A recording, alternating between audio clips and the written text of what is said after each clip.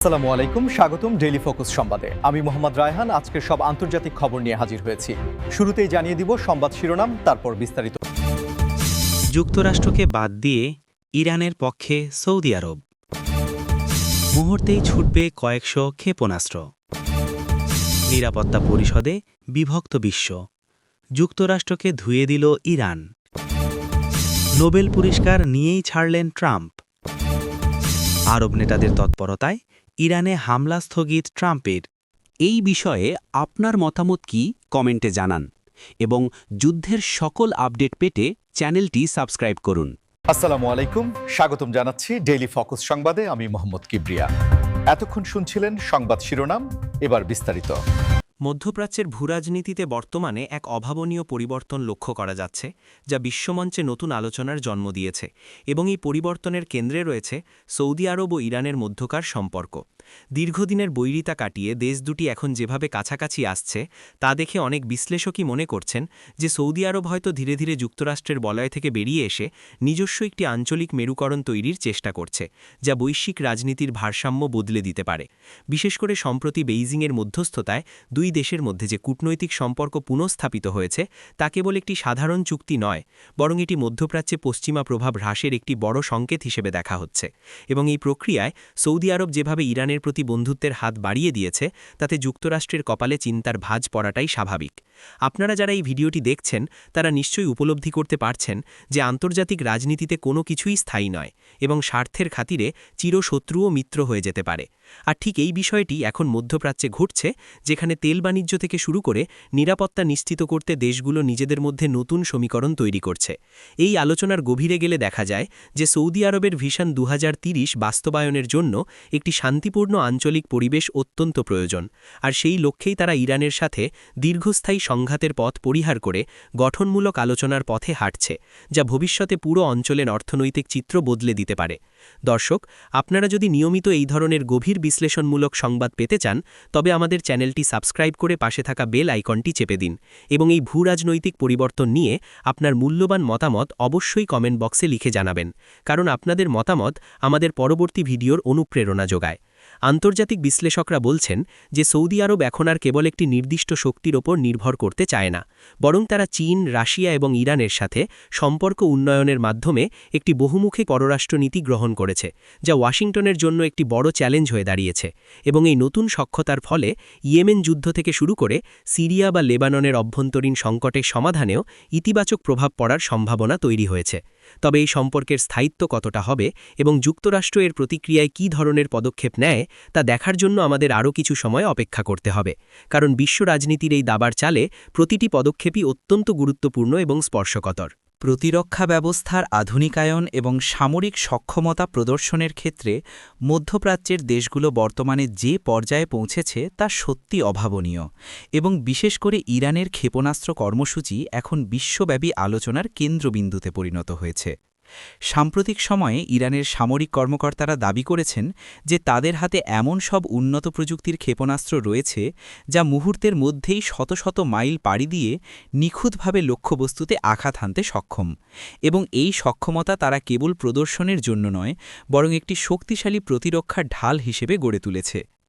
আধুনিক সমরাস্ত্রের এই প্রতিযোগিতায় ইরান যেভাবে নিজেদের স্বনির্ভর করে তুলছে তা পশ্চিমা দেশগুলোর জন্য একটি বড় উদ্বেগের কারণ হয়ে দাঁড়িয়েছে, কারণ এই ক্ষেপণাস্ত্রগুলো কেবল সংখ্যায় বেশি নয়, বরং এগুলো অত্যাধুনিক জিপিএস এবং রাডার ফাঁকি দেওয়ার প্রযুক্তিতে সজ্জিত। আপনারা শুনলে অবাক হবেন যে ইরানের এই ক্ষেপণাস্ত্র ভাণ্ডারে এমন সব ব্যালিস্টিক ও ক্রুজ মিসাইল রয়েছে যা শব্দের চেয়ে কয়েক গুণ দ্রুত গতিতে চলতে পারে, এবং এই প্রযুক্তির উন্নয়ন তারা সম্পূর্ণ নিজস্ব কারিগরি দক্ষতায় সম্পন্ন করেছে, যা তাদের আঞ্চলিক শক্তি হিসেবে এক ধাপ এগিয়ে দিয়েছে। এই ভিডিওটি ভালো লাগলে একটি লাইক দিতে ভুলবেন না এবং বন্ধুদের সাথে শেয়ার করে এই গুরুত্বপূর্ণ তথ্যগুলো সবার কাছে পৌঁছে দিন, যাতে তারাও সমসাময়িক প্রতিরক্ষা ব্যবস্থা সম্পর্কে সচেতন হতে পারে।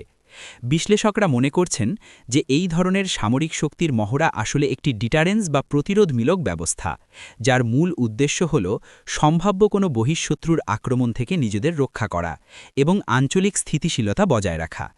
ইরানের পক্ষ থেকে বারবার বলা হয়েছে যে তাদের এই সামরিক প্রস্তুতি কোনো নির্দিষ্ট দেশের বিরুদ্ধে নয়, বরং এটি কেবল আত্মরক্ষার জন্য, কিন্তু ভূরাজনৈতিক প্রেক্ষাপটে এই ধরনের সক্ষমতা সবসময়ই প্রতিবেশী দেশ এবং পরাশক্তিগুলোর মধ্যে এক ধরনের স্নায়ু চাপ তৈরি করে রাখে। বিশেষ করে যখন পারমাণবিক চুক্তি বা অর্থনৈতিক নিষেধাজ্ঞা নিয়ে আলোচনা চলে, তখন এই সামরিক শক্তির বিষয়টি একটি দর কষাকষির হাতিয়ার হিসেবে সামনে আসে, যা আন্তর্জাতিক কূটনীতিতে নতুন মাত্রা যোগ করে। ফলে মধ্যপ্রাচ্যের এই উত্তপ্ত পরিস্থিতিতে ক্ষেপণাস্ত্রের এই হুঙ্কার কেবল যুদ্ধের সংকেত নয়, বরং এটি শক্তির ভারসাম্যের একটি বহিঃপ্রকাশ, যা বিশ্ববাসীকে ভাবিয়ে তুলছে। জাতিসংঘের নিরাপত্তা পরিষদে সম্প্রতি যে পরিস্থিতি তৈরি হয়েছে তা স্পষ্ট করে দিচ্ছে যে বিশ্ব বর্তমানে বড় ধরনের কূটনৈতিক বিভক্তির মুখোমুখি দাঁড়িয়ে আছে এবং এই বিভাজনের মূলে রয়েছে ইরানের ওপর আরোপিত নিষেধাজ্ঞা এবং দেশটির সার্বভৌমত্ব নিয়ে চলমান বিতর্ক। নিরাপত্তা পরিষদের সাম্প্রতিক অধিবেশনে ইরানের প্রতিনিধি যেভাবে যুক্তরাষ্ট্রের নীতিগুলোর তীব্র সমালোচনা করেছেন এবং বিশ্বমঞ্চে নিজেদের অধিকারের কথা তুলে ধরেছেন, তাতে স্পষ্ট যে ইরান এখন আর আন্তর্জাতিক চাপ মেনে নিতে রাজি নয়, বরং তারা পাল্টা যুক্তির মাধ্যমে ওয়াশিংটনকে কোণঠাসা করার চেষ্টা করছে। এই অধিবেশনে দেখা গেছে যে রাশিয়া এবং চীনের মতো প্রভাবশালী দেশগুলো অনেক ক্ষেত্রে ইরানের অবস্থানকে সমর্থন করছে, যা যুক্তরাষ্ট্রের একপাক্ষিক সিদ্ধান্তের বিরুদ্ধে একটি শক্তিশালী দেয়াল হয়ে দাঁড়িয়েছে। এবং নিরাপত্তা পরিষদের এই বিভক্তি প্রমাণ করে যে একক পরাশক্তির দিন এখন শেষের পথে। আপনারা যারা নিয়মিত বিশ্ব সংবাদ অনুসরণ করেন তারা জানেন যে নিরাপত্তা পরিষদে কোনো প্রস্তাব পাশ করা কতটা জটিল হয়ে পড়েছে, কারণ ভেটো ক্ষমতার অপব্যবহার এবং দেশগুলোর পারস্পরিক স্বার্থের সংঘাত এখন নিয়মিত ঘটনায় পরিণত হয়েছে।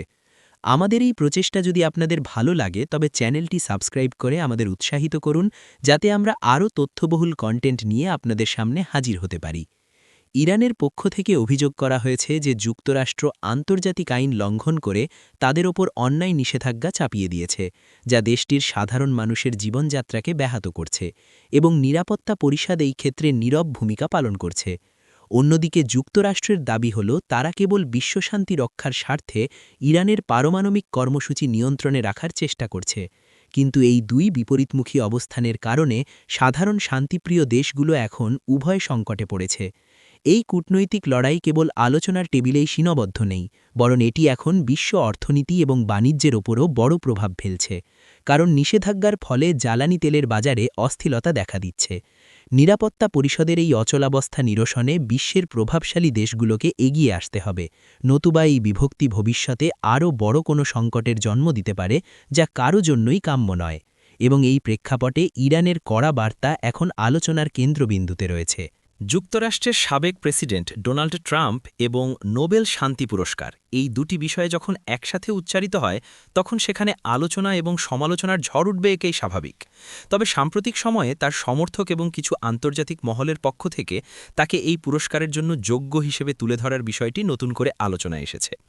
ডোনাল্ড ট্রাম্পের শাসনামলে মধ্যপ্রাচ্যে ইসরায়েলের সাথে কয়েকটি আরব দেশের যে স্বাভাবিককরণ চুক্তি বা আব্রাহাম অ্যাকর্ডস স্বাক্ষরিত হয়েছিল, সেটিকে তার জীবনের অন্যতম বড় অর্জন হিসেবে দেখা হয়, এবং তার অনুসারীদের মতে এই চুক্তির মাধ্যমেই তিনি নোবেল শান্তি পুরস্কার পাওয়ার দাবিদার হয়ে উঠেছেন।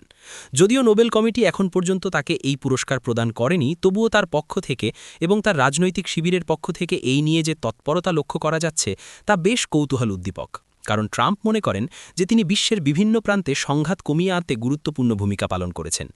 এই বিষয়টি নিয়ে আপনাদের কি মনে হয়? ট্রাম্প কি সত্যি নোবেল শান্তি পুরস্কার পাওয়ার যোগ্য? আপনার মতামত কমেন্ট বক্সে আমাদের জানান এবং ভিডিওটি ভালো লাগলে অবশ্যই শেয়ার করুন। তবে সমালোচকরা মনে করেন যে ট্রাম্পের পররাষ্ট্রনীতি অনেক ক্ষেত্রে আরও বেশি অস্থিতিশীলতা তৈরি করেছিল, বিশেষ করে বিভিন্ন আন্তর্জাতিক চুক্তি থেকে বেরিয়ে আসা এবং কঠোর নিষেধাজ্ঞা আরোপের বিষয়গুলো শান্তিকামী দেশগুলোর কাছে ভালো বার্তা দেয়নি। তা সত্ত্বেও ট্রাম্পের সমর্থকরা অনড় যে তিনি উত্তর কোরিয়ার সাথে আলোচনায় বসা বা মধ্যপ্রাচ্যে নতুন মেরুকরণ তৈরির মাধ্যমে যুদ্ধের আশঙ্কা কমিয়েছিলেন, যা তাকে অন্য যে কোনো প্রেসিডেন্টের চেয়ে আলাদা করে তুলেছে। এই বিতর্কের মাঝেও ট্রাম্প যেভাবে তার শান্তিদূত ইমেজ তৈরির চেষ্টা করছেন, তা মূলত আসন্ন নির্বাচনের কথা মাথায় রেখেই করা হচ্ছে বলে অনেক রাজনৈতিক বিশ্লেষক মনে করেন, কারণ নোবেল পুরস্কারের মতো একটি সম্মানজনক তকমা তার জনপ্রিয়তা আরও বাড়িয়ে দিতে পারে।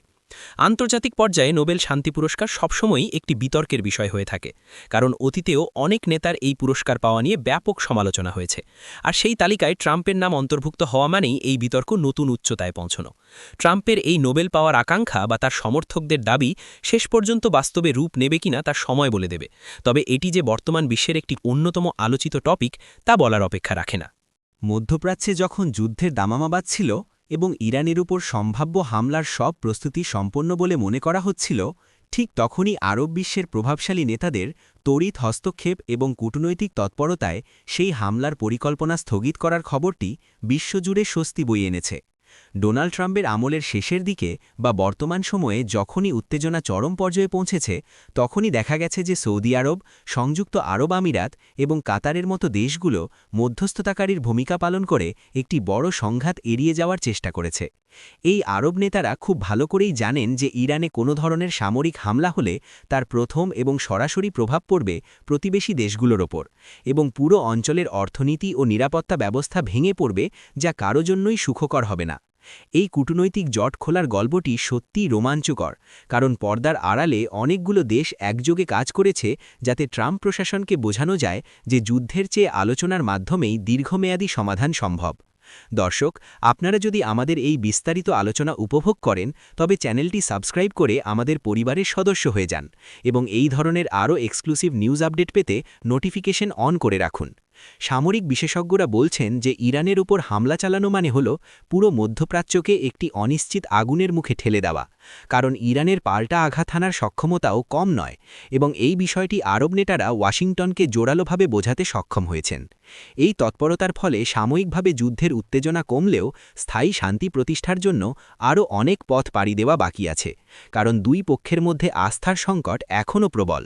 তবে আরব বিশ্বের এই ঐক্যবদ্ধ অবস্থান এটিই প্রমাণ করে যে তারা এখন নিজেদের অঞ্চলের সিদ্ধান্ত নিজেরাই নিতে চায় এবং বাইরের কোনো শক্তির উস্কানিতে পা দিয়ে নিজেদের ধ্বংস করতে চায় না। মধ্যপ্রাচ্যের এই শান্তি প্রক্রিয়ায় ডোনাল্ড ট্রাম্পের অবস্থান এবং আরব নেতাদের প্রভাব শেষ পর্যন্ত কী ফলাফল নিয়ে আসে তা দেখার বিষয়। তবে বর্তমানের এই যুদ্ধ স্থগিত হওয়ার খবরটি নিঃসন্দেহের একটি বড় কূটনৈতিক বিজয় হিসেবে বিবেচিত হচ্ছে।